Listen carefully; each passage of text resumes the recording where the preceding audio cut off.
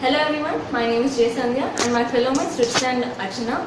So we are working with a project name called Oxygen Level Sustainer. This project has been guided by us, Vasudev Reddy sir, and coming to the team number is 147.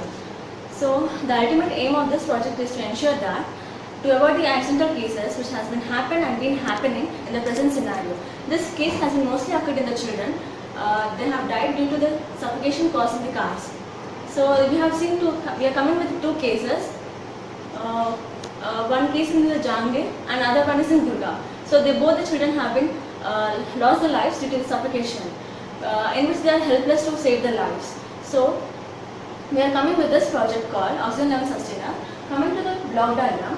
So we are working with the MSP 430 microcontroller, which controls both the CO2 and O2 sensors, and LM91000 and LM91051 respectively.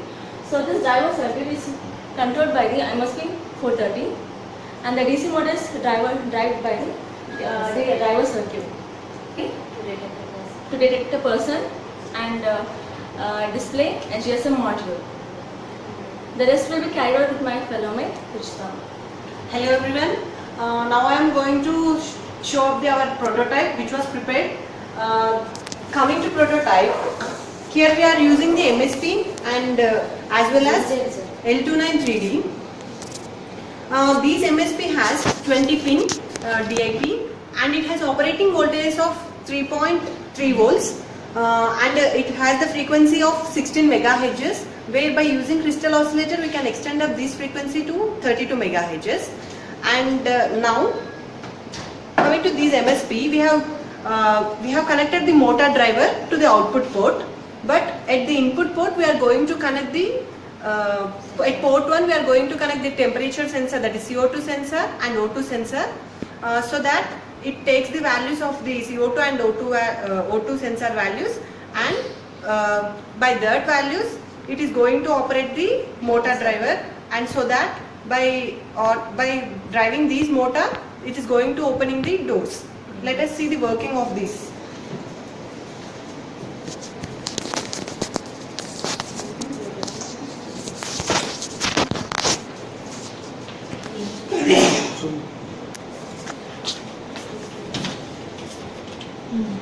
Here it is working where we have given these motor to output port, and after giving the input CO2 and O2 values, it's going to work and doors will be opened. This is our prototype. And next about our project references, my fellow mate Archana is going to explain. Thank you. So as this problem is already discussed, based on this we have implemented this circuit and it is further to be implemented, and it is not at all existing until now. This product is coming up with a module and which can be applied everywhere, starting from cars to elevators, so that it can be complete the customer requirement.